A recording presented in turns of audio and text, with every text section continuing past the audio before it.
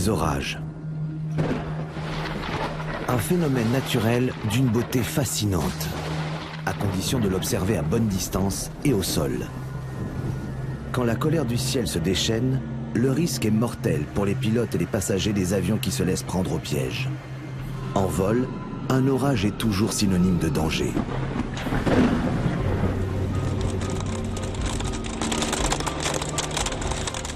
La première règle face à un orage, c'est de l'éviter, de le contourner. Les orages et leurs conséquences sont régulièrement à l'origine d'accidents et de catastrophes aériennes. La foudre qui frappe un avion n'est pas forcément le plus grand danger. Ce sont plutôt les turbulences, le givre ou la grêle. Aéroports paralysés, avions déroutés. Les orages coûtent des millions, surtout pendant les mois d'été. Il y a des retards, le personnel au sol doit faire des heures supplémentaires. Tout cela a un coût énorme. Avec l'augmentation du trafic aérien mondial, on constate aussi une hausse du nombre d'accidents dus à de mauvaises conditions météo. Si la science parvenait à mieux prévoir les phénomènes météo dangereux, prendre l'avion deviendrait encore plus sûr.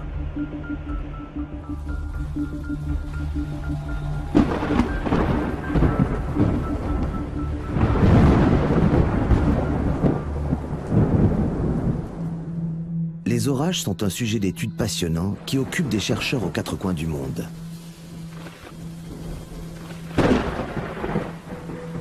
Pourtant, ces derniers ne comprennent pas encore tous les processus qui en sont à l'origine. Il leur reste impossible de prévoir avec exactitude la conjonction de ces forces extrêmes. Alors comment savoir si à l'avenir, les orages deviendront plus forts ou plus fréquents, avec un impact plus marqué sur le climat et le transport aérien ? Mieux comprendre les orages afin d'éviter au maximum leurs dangers. C'est l'objectif de nombreux chercheurs dont les découvertes pourraient s'avérer très utiles pour l'aviation.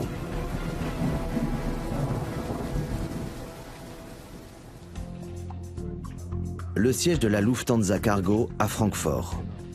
Les pilotes Tim Holderer et Friedemann Schaude préparent leur vol pour le Brésil. Après avoir décollé d'Allemagne, ils vont survoler l'Espagne et longer la côte ouest de l'Afrique avant de traverser l'Atlantique direction Sao Paulo. Une petite heure avant le départ, les pilotes reçoivent les toutes dernières prévisions météo pour les 6 heures à venir. La route qu'ils vont emprunter est connue pour être l'une des plus touchées par les orages. Or, les avions cargo sont particulièrement lourds et peuvent moins facilement contourner les zones à risque. C'est près de Dakar que cela devient crucial. On aborde la ZCIT, la zone de convergence intertropicale. Elle se situe un peu plus au nord ou au sud, selon la saison, et c'est là que les perturbations météo sont les plus fréquentes. C'est un bon indicateur pour savoir à quel niveau on risque de rencontrer de forts orages.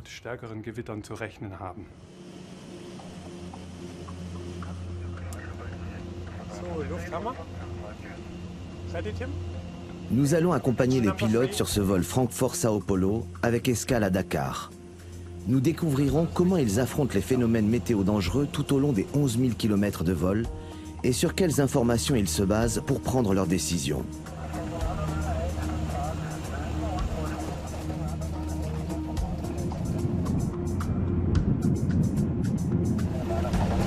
Rotate. 17h30. Notre appareil décolle de l'aéroport de Francfort par temps clair. Gear up.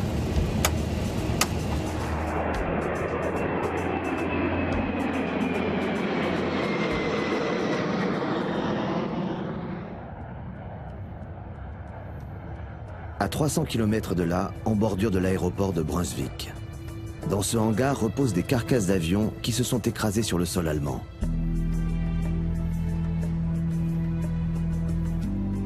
Les experts du BFU, le Bureau fédéral d'enquête sur les accidents aéronautiques, tentent ici de trouver les causes de chaque accident. Un travail de puzzle méticuleux et pénible qui dure souvent des mois, parmi de sinistres débris. Beaucoup d'accidents sont liés à des conditions météo difficiles. Comme le 10 juillet 2002, où un front orageux très actif a été la source d'une enquête exhaustive.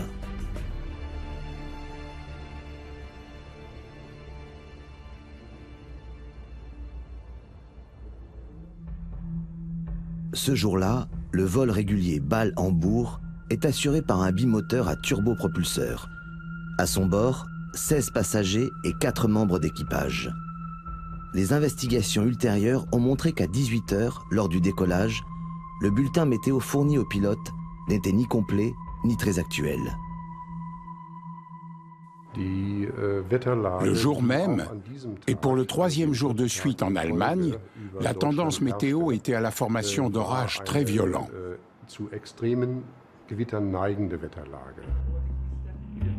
Les enquêteurs du BFU ont retracé le trajet de l'aéronef Saab 2000 en partie grâce à la boîte noire. À cause d'un terrible orage, l'appareil doit renoncer à atterrir à Hambourg. Les pilotes cherchent alors des aéroports de dégagement.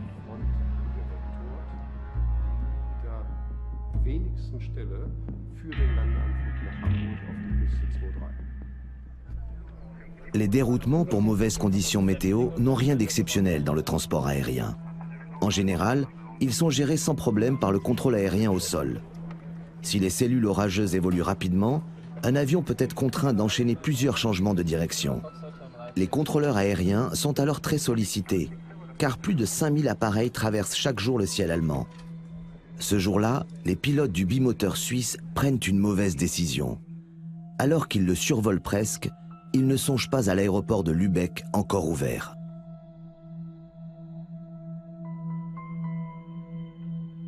À la place, et avec l'accord des contrôleurs aériens, ils mettent le cap vers Hanovre et Brême, les 2 aéroports choisis comme solution de secours avant le décollage, à partir du bulletin météo non actualisé.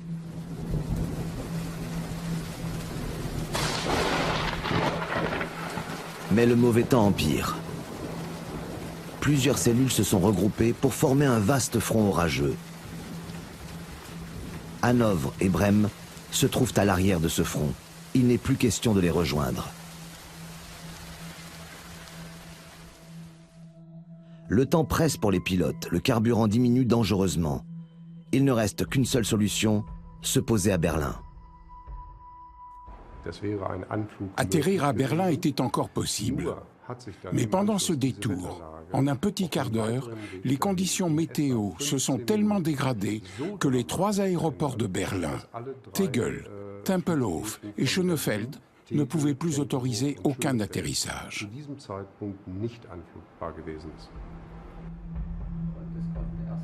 Les multiples orages ont rendu la situation critique. La panne sèche menace, l'avion doit absolument atterrir. La dernière solution envisageable est un ancien aérodrome militaire soviétique à Werneuchen, près de Berlin. La piste d'atterrissage y est assez longue, mais il y a un problème. Les pilotes avaient l'aérodrome en visuel, mais ils ne le connaissaient pas puisqu'il était à usage restreint. Ils ont décidé d'y atterrir, mais ils ne pouvaient pas savoir qu'à 900 mètres de l'ancien seuil de la piste, un terre-plein avait été érigé. Un terre-plein conçu pour empêcher les courses automobiles sauvages. Mais la sécurité aérienne n'en avait pas été informée. Elle croyait la piste en parfait état.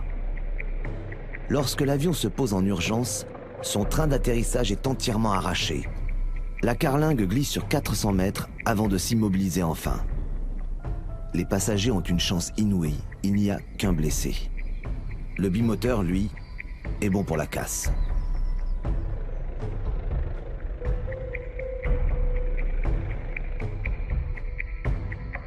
Des informations météo plus précises et plus récentes en cours de vol auraient pu aider les pilotes à mieux évaluer la situation. Dans leur rapport final, les enquêteurs ont noté que la principale cause systémique de l'accident était un manque d'informations sur les conditions météo et leur évolution. À ce jour, rien n'a été fait pour combler ce manque. Depuis cet accident, il y a 10 ans, la procédure qui informe les pilotes des prévisions météo n'a pas été revue. Pourtant, cela fait longtemps que les scientifiques étudient et testent des possibilités concrètes d'amélioration. Au DLR, le centre allemand pour l'aéronautique et l'aérospatiale, près de Munich, tout un service travaille sur des méthodes de prévision des intempéries à destination du transport aérien. Caroline Forster et Arnold Taferner sont spécialistes de la formation et de l'évolution des orages.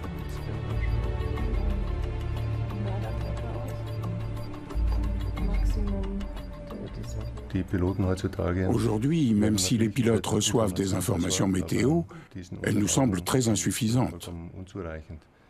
En particulier pour les orages, puisque ce sont des phénomènes qui peuvent naître en l'espace d'un quart d'heure.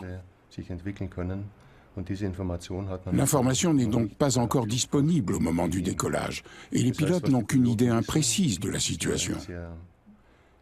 Ils savent qu'il y a un risque d'orage, qu'ils en rencontreront peut-être en vol, mais la position exacte de ces phénomènes et leur trajectoire, ils les ignorent lorsqu'ils décollent.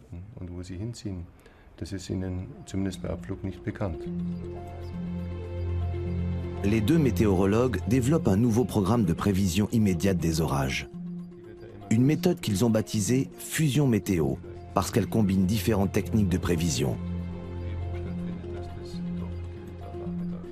Ils utilisent en premier lieu les données météo des satellites à haute altitude, qui permettent de connaître la taille et la structure des nuages. À cela s'ajoutent différentes données collectées par des radars au sol sur l'intensité des précipitations et le taux d'humidité dans les nuages. Toutes ces informations sont croisées et analysées. Résultat, ils peuvent prévoir la direction d'un orage jusqu'à 1 heure à l'avance. Ces contours noirs délimitent les secteurs avec de fortes précipitations. On dispose d'images radars successives qu'on peut extrapoler dans le futur pour pouvoir en tirer des prévisions allant jusqu'à 60 minutes. Cela donne ce contour dessiné ici. Sur la carte, voilà l'aéroport de Munich. Là, le lac de Starnberg et le lac d'Ammer, non loin de la ville de Munich. Dans le cas présent, on prévoit que la cellule orageuse va toucher l'aéroport de Munich 1 heure plus tard. Et si on regarde l'image prise 1 heure plus tard, on voit que l'orage a effectivement touché l'aéroport. Leur mission est aussi d'estimer la puissance d'un orage grâce à cette étrange antenne. Elle fait partie d'un réseau européen de capteurs mesurant le rayonnement électromagnétique de la foudre.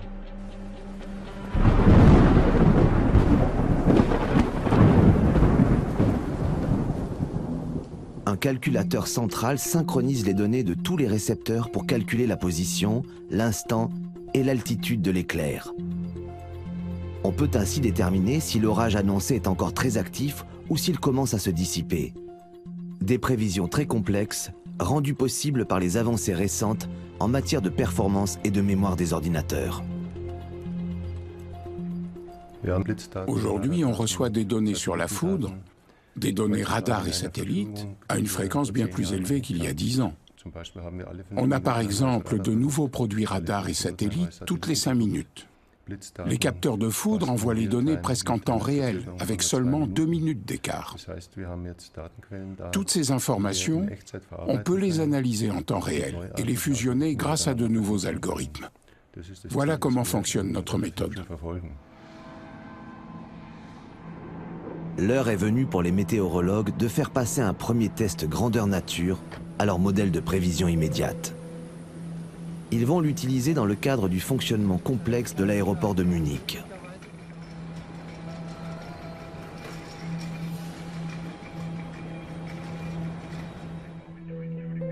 Son service de contrôle aérien doit assurer la sécurité du trafic, quelle que soit la situation ou la saison.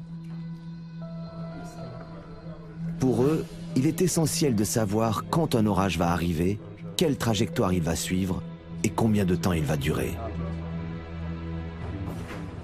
Nous devons éviter que le personnel préparant les avions sur le tarmac soit menacé par la foudre, mais aussi que les équipements techniques sensibles dans les avions soient endommagés. C'est pourquoi, dès qu'une cellule orageuse arrive sur nous et qu'il y a un risque de foudre au sol, il faut complètement stopper les opérations de préparation des avions. Abfertigungsbetrieb komplett einstellen. Dans de rares cas, la décision est prise trop tard, comme ici à l'aéroport de Medellín en Colombie. Une caméra de surveillance a filmé un éclair frappant un avion en plein préparatif de décollage.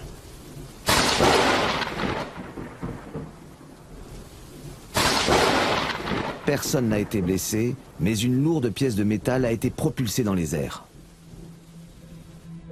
Les nouvelles approches scientifiques permettraient de renforcer la sécurité des aéroports. Mieux encore, plus les prévisions météo seront précises et fiables, plus ils pourront limiter la durée de fermeture. Et pour un aéroport, le temps, c'est de l'argent. Caroline Forster et Arnold Taferner ont choisi le bon jour pour tester leur programme. La modélisation qu'ils ont mise au point annonce l'arrivée d'un orage. L'occasion pour eux de faire une première prévision la plus précise possible. À l'heure actuelle, un orage violent s'est déjà formé au-dessus des Alpes. On le voit ici, tout ce complexe orageux avec de nombreux éclairs. Au cours de la dernière heure, une autre cellule orageuse s'est formée au sud du lac de Starnberg avec une direction nord-est. Si on projette ces données dans un futur proche, on peut s'attendre à ce qu'un orage touche l'aéroport dans 2h30.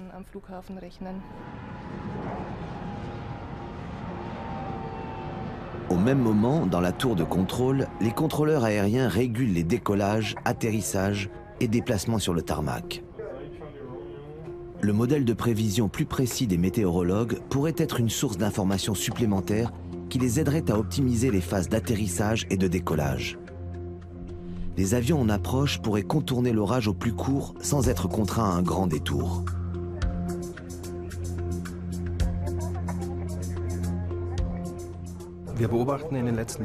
Ces dernières années, on a constaté une forte augmentation du nombre d'orages dans le sud de l'Allemagne. Cela va sûrement continuer, même si bien sûr on ne peut pas prédire l'avenir. On remarque en tout cas que les orages arrivent de l'ouest, restent accrochés au sommet des Alpes, puis poursuivent parfois leur route vers le nord. Ce qui est sûr, c'est qu'ils restreignent notre activité sur de longues périodes.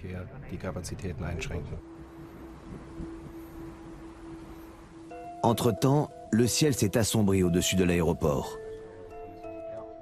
Le risque d'orage est devenu la principale préoccupation des contrôleurs aériens. Les deux météorologues sont impatients de savoir si leur prévision d'il y a 2h30 va se réaliser. L'orage va-t-il toucher l'aéroport au moment précis où ils l'ont prédit?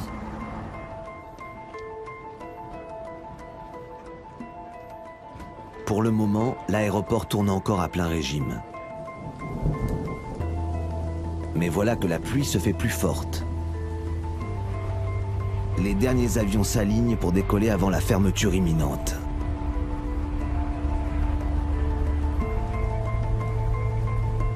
Et soudain, l'orage éclate.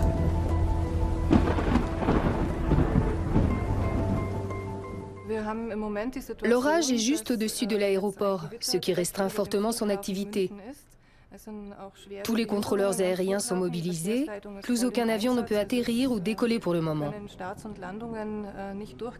Ils ont pu utiliser au mieux nos prévisions, pour la circulation au sol, mais aussi pour assurer la sécurité en vol. Ils ont dérouté certains avions et ont retardé des vols en provenance d'autres aéroports, puisqu'ils savaient que la situation se compliquerait à Munich. Pendant quelque temps, tout est en suspens.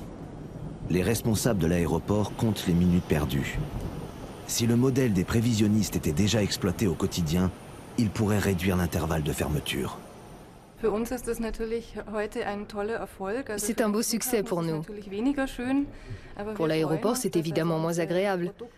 Mais on est ravis que notre modèle fonctionne, que tout se soit bien passé en conditions réelles et que notre prévision ait été aussi exacte. C'est un succès scientifique indéniable et on espère que notre programme sera un jour vraiment exploité.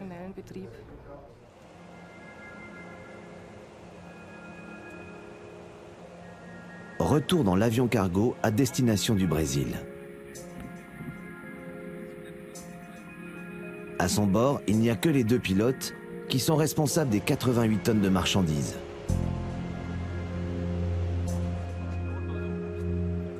Le bulletin météo reçu avant le décollage annonçait un temps calme et dégagé sans l'ombre d'un orage.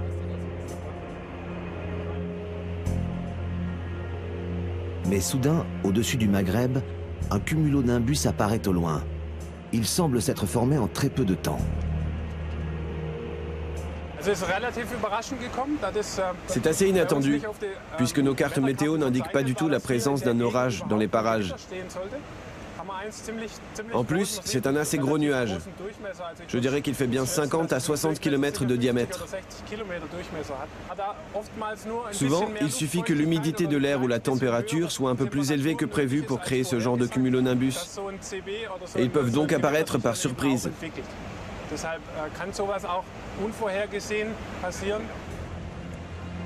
De jour, ce type de nuage se repère bien assez tôt et les pilotes restent à bonne distance. Le reste du temps, ils doivent s'en remettre à l'instrument de prévision le plus important à bord, le radar météo situé dans le nez de l'appareil. Il scanne une grande partie de l'espace aérien devant l'avion pour déterminer l'humidité de l'air et les précipitations. Le radar météo a une portée de 320 000 nautiques. Mais selon la densité de la couverture nuageuse, plus la distance augmente, plus on perd en qualité. Cela dit, il reste très fiable pour les prochaines 10 à 20 minutes de vol, soit 150 à 250 km environ. En complément du radar de bord, les pilotes ont le bulletin météo reçu avant le décollage. Mais celui-ci a déjà plusieurs heures. Seule une sorte de fax permet d'obtenir des prévisions plus récentes. Les coordonnées transmises doivent ensuite être entrées à la main dans les cartes de vol électroniques.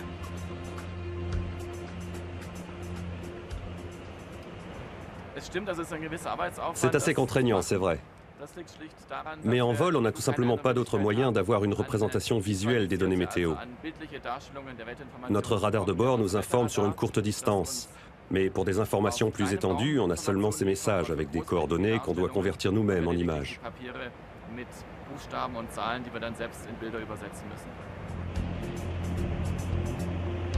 Une procédure qui fait perdre du temps, surtout quand des orages approchent ou se forment soudainement sur le trajet.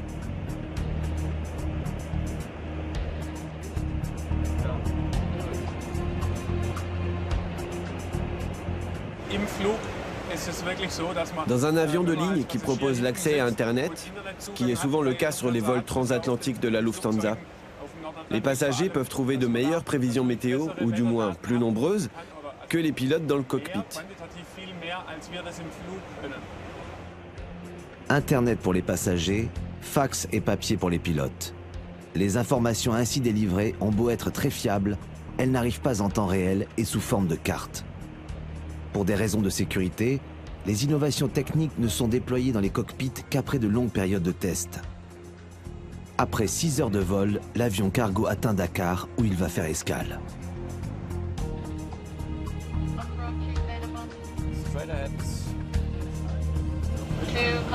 Minimum 100 50 40 30 20 10.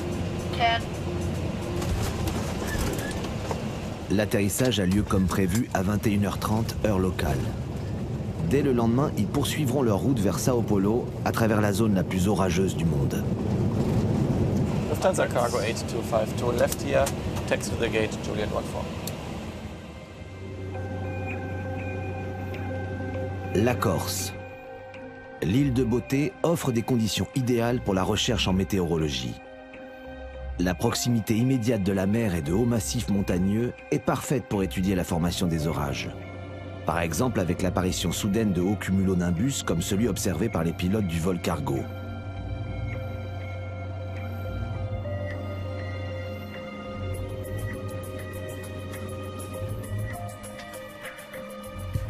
Ulrich Korsmayer doit avoir le pied sûr quand il grimpe au mât du Kit Cube, la station mobile de mesure météo la plus moderne d'Europe.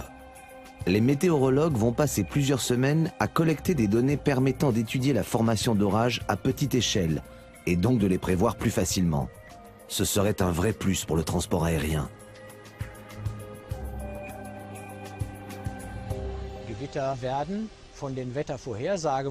Les modèles actuels de prévision météo ne détectent les orages que de façon incomplète, donc leurs prévisions sont insuffisantes.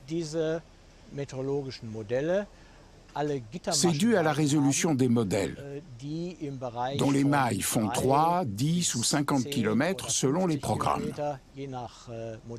Les petites cellules convectives, qui donnent des orages assez localisés, sont plus petites que les mailles. Du coup, elles passent inaperçues. Elles ne sont pas prises en compte par ces modèles de simulation sur lesquels les prévisions météo se basent. La précieuse station de l'Institut de technologie de Karlsruhe, qui vaut 10 millions d'euros, mesure entre autres l'influence du rayonnement solaire, de l'évaporation, de la vitesse du vent et de ses courants sur l'air près du sol. Pour prendre de l'altitude, les chercheurs utilisent des ballons où sont accrochées de petites sondes transmettant les mesures par radio à la station. L'originalité de leur approche ? Combiner ces méthodes classiques avec des systèmes de mesure à distance comme les radars ou les lidars. Le lidar est un capteur qui n'utilise pas les ondes radio pour étudier l'atmosphère, mais un faisceau laser. Grâce à tout cela, la station KitCube peut sonder l'air à sa verticale jusqu'à 10 km d'altitude pour représenter graphiquement les formations nuageuses et les turbulences invisibles à l'œil nu. La station de mesure est installée au pied du massif corse, dont les flancs empêchent l'air réchauffé par le soleil de s'échapper. Il est donc forcé de s'élever, transportant de l'humidité en altitude jusqu'à ce qu'elle commence à se condenser. Un processus qui est souvent la genèse d'un orage soudain.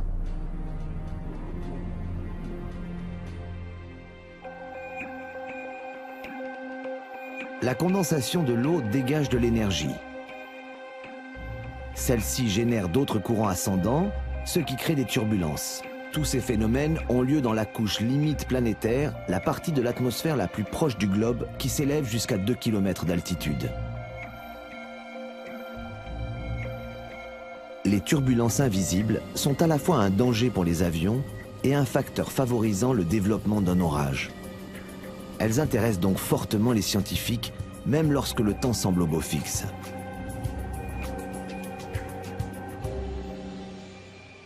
Pour mieux étudier les turbulences, l'équipe scientifique procède à des vols de mesure. Cet avion à hélice spécialement équipé peut relever et transmettre des données tous les 65 cm.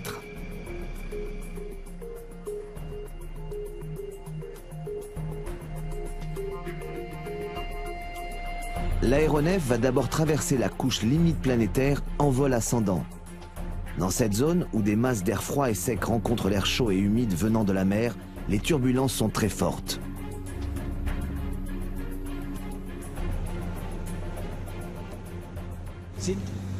Nous sommes dans la couche limite planétaire où il y a beaucoup de turbulences, comme vous le constatez puisqu'il est assez difficile de filmer. On le voit aussi à l'amplitude des rafales verticales, qui atteignent 3 mètres, voire 3,50 mètres par seconde. L'avion n'arrête pas de monter et descendre à cause des turbulences.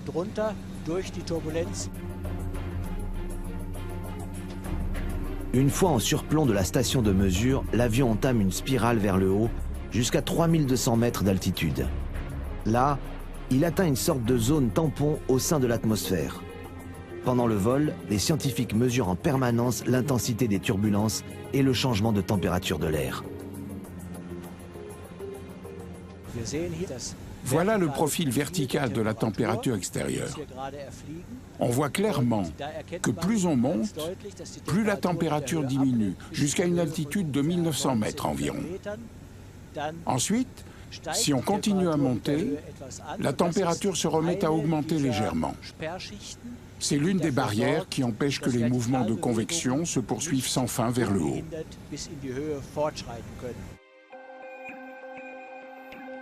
Ce phénomène de barrière est dû à l'inversion des températures.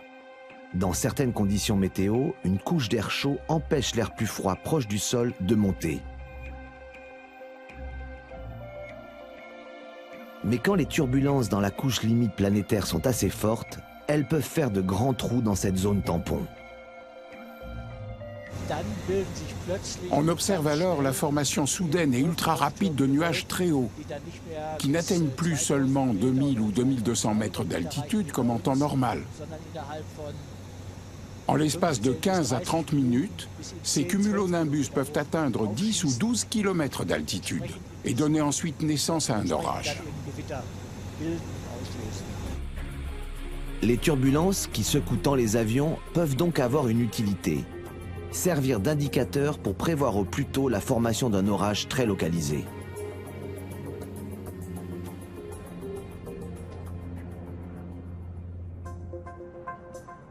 Dans la zone couverte par la station, en mesurant la force des turbulences, les scientifiques allemands peuvent déterminer où l'orage va se former à quelques mètres près. La méthode est encore trop complexe pour une utilisation pratique, mais l'équipe espère que d'ici quelques années, elle permettra d'améliorer sensiblement la fiabilité des prévisions pour ce type d'orage.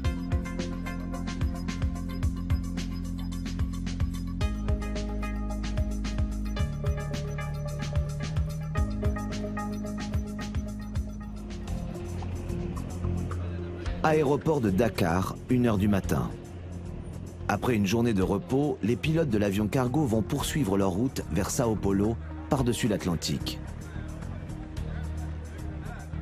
À la différence de la Corse, la route qu'ils vont prendre est souvent le siège de vastes complexes orageux. Lors du briefing météo obligatoire avant le vol, ils reçoivent les dernières prévisions pour la zone de convergence intertropicale. Ils vont devoir traverser de nuit le fameux poteau noir. C'est dans cette région que le soleil tape le plus fort. Il y a donc une importante évaporation de l'eau de mer. Ça donne ces immenses nuages orageux facilement repérables, du moins le jour. Ils peuvent être aussi hauts qu'un avion ne peut pas voler au-dessus. Il doit les contourner à distance ou chercher une trouée dans laquelle se faufiler. Les orages sont si nombreux dans la zone de convergence intertropicale que les détours et les manœuvres d'évitement ne sont pas rares. Il est donc essentiel de prévoir assez de carburant à bord. Grâce au bulletin météo, les pilotes calculent la quantité adéquate à embarquer.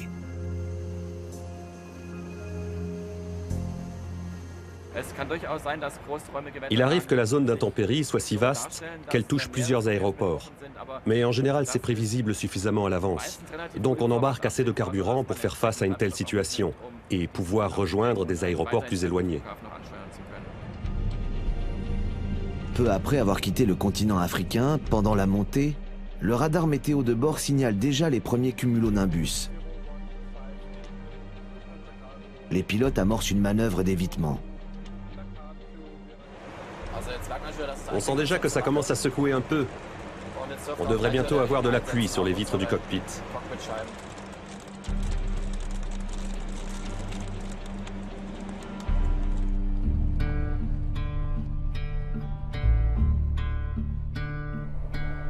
Perdu dans le Midwest américain, un petit aéroport.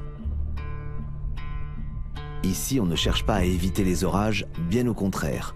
On les traque pour s'en approcher au maximum. Des scientifiques de la NASA et d'universités américaines veulent comprendre l'effet des orages sur l'atmosphère terrestre. Pour les aider, le Centre allemand pour l'aéronautique et l'aérospatiale a mis un avion spécial à leur disposition. Tandis qu'en Corse, leurs collègues étudient la formation des orages, ces météorologues s'intéressent aux réactions chimiques ainsi déclenchées dans l'air. Celles-ci ont une influence cruciale sur la fréquence et l'intensité des orages. Avec la pollution mondiale et le réchauffement climatique, c'est un facteur essentiel pour les prévisions météo dans les années à venir. Avant le décollage, le physicien Andreas Minikin et la météorologue Heidi Untriser vérifient les instruments de mesure. Ce spectromètre ultra perfectionné peut détecter les composants invisibles de l'air. Les minuscules particules réfléchissent un rayon laser et sont ainsi identifiées. Pour repérer jusqu'à la plus petite particule, il faut différents amplificateurs dans nos instruments. Cet appareil de mesure est un spectromètre laser pour aérosol, dont le principe permet de mesurer même la plus infime des particules. Les autres instruments détectent les particules plus grosses, telles que les gouttes d'eau et les cristaux de glace. Dans l'avion de recherche, un Falcon 20E, les différents instruments de mesure sont vérifiés et étalonnés jusqu'au décollage. Ils serviront à mesurer les taux d'oxyde d'azote et d'ozone à proximité d'un orage. Dans la troposphère supérieure, l'ozone agit comme gaz à effet de serre. Environ un tiers, disons entre 30 à 40% de cet ozone produit à haute altitude, provient des oxydes d'azote dégagés par les orages. Voilà pourquoi on s'y intéresse. Parce que les orages influencent fortement le taux d'ozone à cette altitude.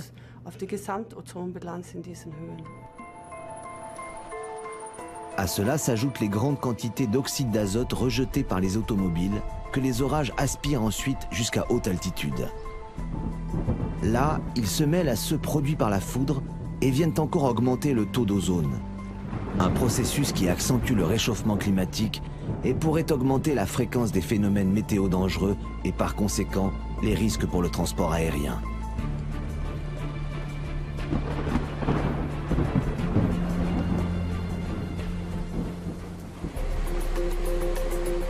Au sol, toute l'équipe est prête. Le Falcon est paré pour son ascension à plus de 10 000 mètres d'altitude. Les 3 avions de recherche décollent ensemble en direction de l'orage qui approche. Ils devront le côtoyer au plus près pour que leurs instruments de mesure puissent correctement analyser l'air et les réactions chimiques qui s'y déroulent. À 400 km de là, dans le ciel du Colorado, un vaste système nuageux s'est formé. Les masses d'air chaud entraînent une forte ascendance thermique. Les 3 avions vont effectuer des manœuvres différentes. Le gros DC-8 va voler sous le cumulonimbus afin d'étudier les masses d'air ascendantes. Les 2 autres appareils, eux, vont tourner autour de l'enclume de l'orage pour mesurer le flux d'air sortant de la cellule et s'approcher au maximum de son cœur. Les 3 avions mettent le cap sur leur cible. À bord du Falcon, le calme et la concentration règnent. Pour le moment, tous les instruments de mesure fonctionnent parfaitement.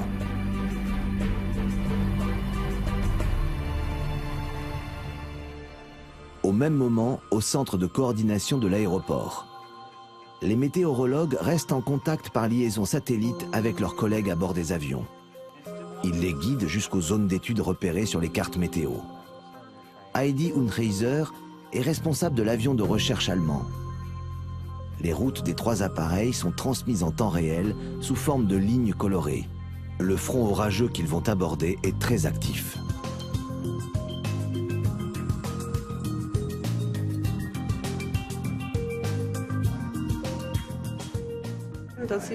Les signes moins désignent les éclairs chargés négativement et les plus ceux chargés positivement. Ce sont tous des éclairs nuages-sol qui s'étendent sur une grande hauteur.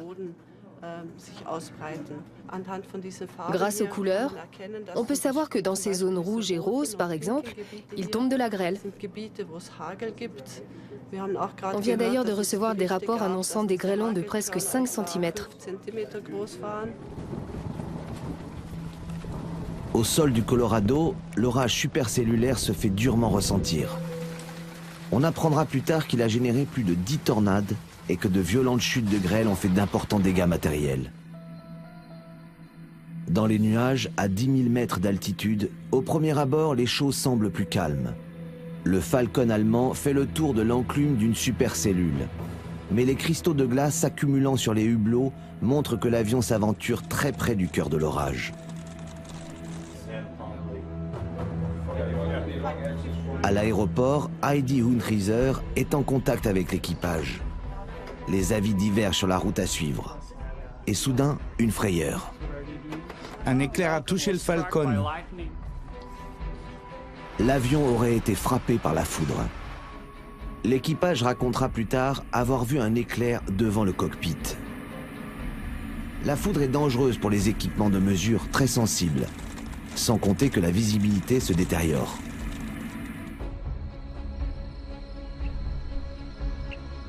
Par mesure de sécurité, le vol est interrompu. L'avion rentre à la base, suivi des autres appareils.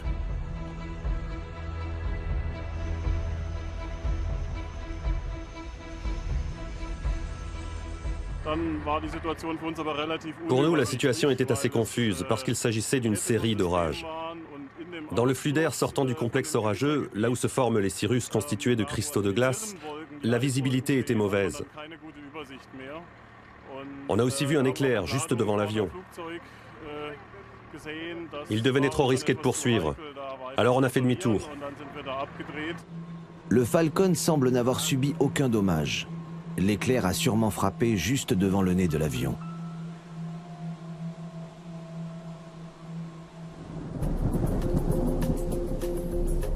Les données récoltées par les chercheurs allemands et américains viennent alimenter un modèle complexe de prévision du climat pour les années à venir. Et celui-ci annonce un cercle vicieux. Ce qu'on prévoit pour l'avenir à partir des modèles climatiques, c'est qu'il y aura plus d'orages, avec plus d'éclairs. On peut donc s'attendre à ce que dans la troposphère supérieure, à environ 10 km d'altitude, le taux d'ozone augmente. Comme c'est un gaz à effet de serre, cela signifierait que le réchauffement serait accentué avec des températures encore plus élevées que ce qu'on prévoyait jusqu'à maintenant. Un phénomène qui s'auto-alimenterait et menacerait l'équilibre du climat, avec le risque que les orages, même s'ils ne sont pas plus fréquents, deviennent plus violents. Cette menace croissante pour le trafic aérien doit être compensée par des bulletins météo plus précis. Les chercheurs du monde entier doivent aller toujours plus loin et plus haut pour mieux estimer l'évolution du climat. Et les pilotes, déjà très sollicités, devront apprendre à faire face à des orages encore plus violents.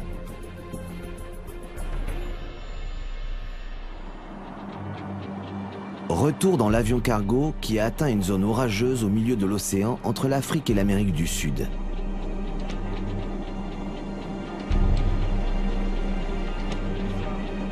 Dans le cockpit, le commandant Chaud actionne le chauffage des turbines, des ailes et de l'empennage pour éviter qu'ils ne givrent. Et une fois de plus, les pilotes doivent modifier leur route.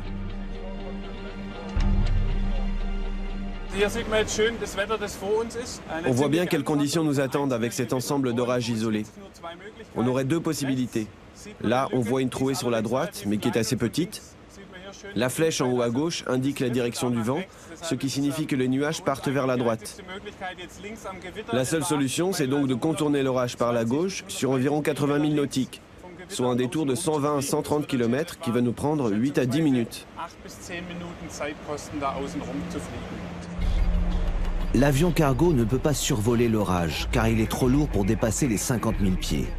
Or, les orages dans cette zone peuvent atteindre cette altitude de 15 km et se succèdent souvent les uns aux autres.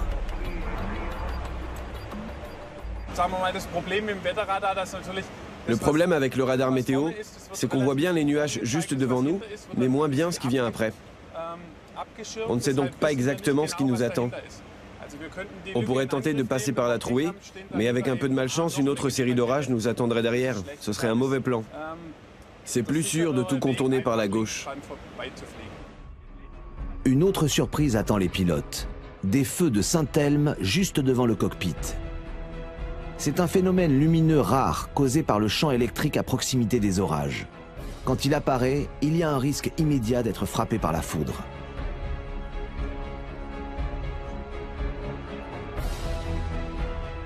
Quelques minutes plus tard, les feux ont disparu. L'appareil vole à l'écart de l'orage en toute sécurité. En 2009, c'est dans cette zone qu'a eu lieu la plus grosse catastrophe aérienne de ces dernières années. Le vol Rio-Paris d'Air France s'est abîmé dans l'océan. Les 228 occupants de l'appareil sont morts. La cause du crash est longtemps restée inconnue. À l'époque, l'aéronef s'est engagé droit dans un vaste front orageux dont les pilotes ne pouvaient pas connaître l'ampleur avec leur seul radar de bord. Quand la boîte noire a pu être récupérée, les enquêteurs ont déterminé que les sondes Pitot mesurant la vitesse, dont la défaillance était déjà connue, avaient givré et donné de fausses informations. L'équipage a ensuite commis de graves erreurs de pilotage. Le givre est l'un des principaux dangers au sein d'un orage. Avec le givre, nos instruments n'indiquent plus la bonne vitesse ou l'altitude exacte. On ne peut plus du tout s'y fier et on a un intervalle de temps très court pour se rendre compte et désengager le pilote automatique. Les pilotes ont sûrement fait l'erreur de s'en apercevoir trop tard, alors que l'avion s'était déjà mis tout seul dans une position qu'il ne pouvait plus corriger.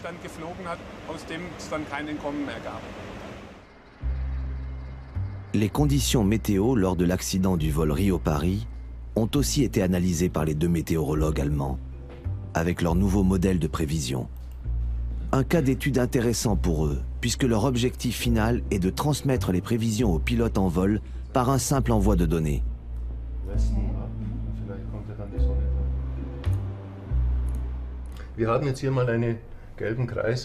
Ce cercle jaune correspond à ce que le pilote pouvait voir sur son radar de bord.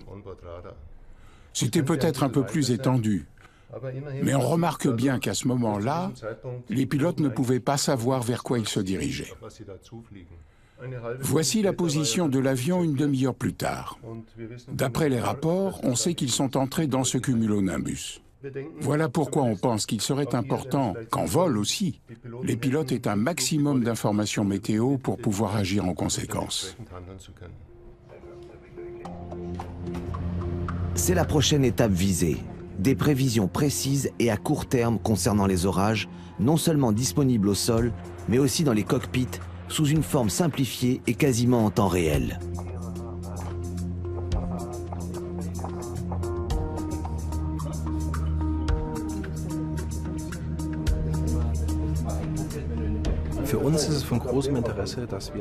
Nous sommes convaincus de l'utilité pour toutes les personnes concernées d'avoir les mêmes informations météo sous la même forme. Ce serait un avantage que le préparateur de vol ne soit pas le seul à avoir ces informations, mais aussi les contrôleurs aériens au sol, sur leur radar, et les pilotes dans les cockpits. En ayant tous les mêmes données, on pourrait prendre ensemble les bonnes décisions, de façon efficace et rapide.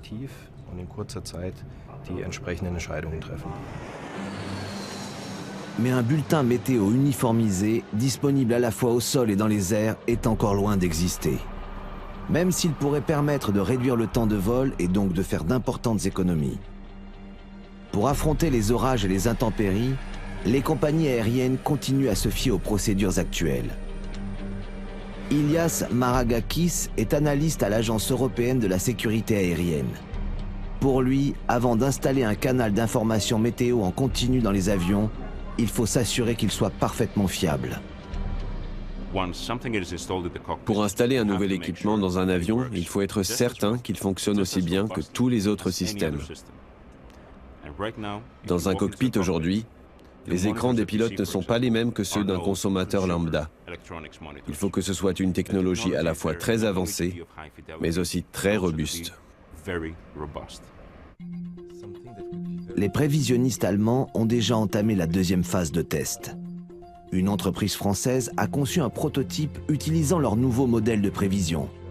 Une tablette tactile qui reçoit les données météo presque en temps réel, par satellite. Elle sera bientôt testée en conditions d'exploitation normale dans plusieurs avions.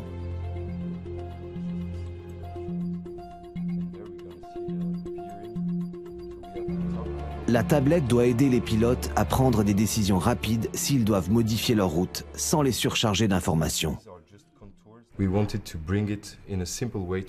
On a voulu rendre ces informations accessibles aux pilotes de façon simple.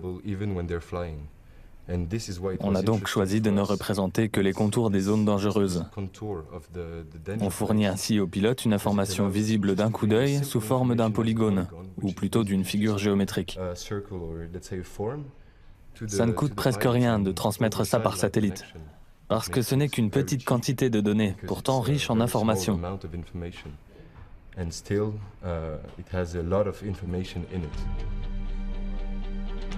Il faudra mener des tests pendant encore plusieurs années avant que ce prototype soit vraiment exploitable. D'ici là, les pilotes devront continuer à entrer à la main les informations météo actualisées dans leurs instruments de bord.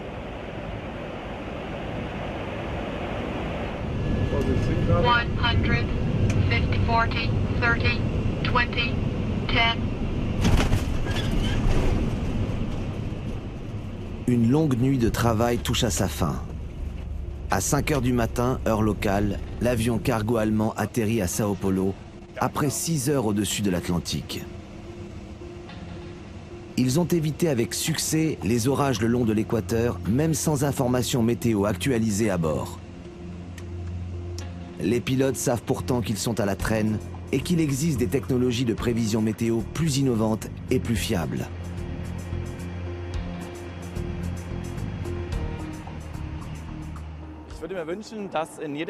J'aimerais que dans les petits coucous, aussi bien que dans les gros avions commerciaux, on puisse recevoir en temps réel des images satellites et des cartes d'analyse actualisées concernant les orages, afin de pouvoir réagir sans délai.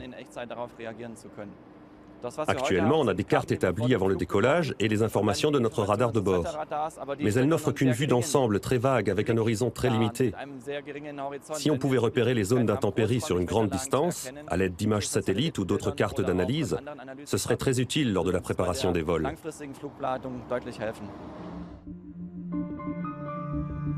La science peut rendre le transport aérien plus sûr. Les découvertes faites aujourd'hui aideront sûrement à améliorer encore les modèles de prévision pour repérer plus tôt les phénomènes dangereux et évaluer leurs risques. Mais les pilotes n'en oublieront pas pour autant de respecter les forces de la nature. La consigne restera « éviter à tout prix les orages ».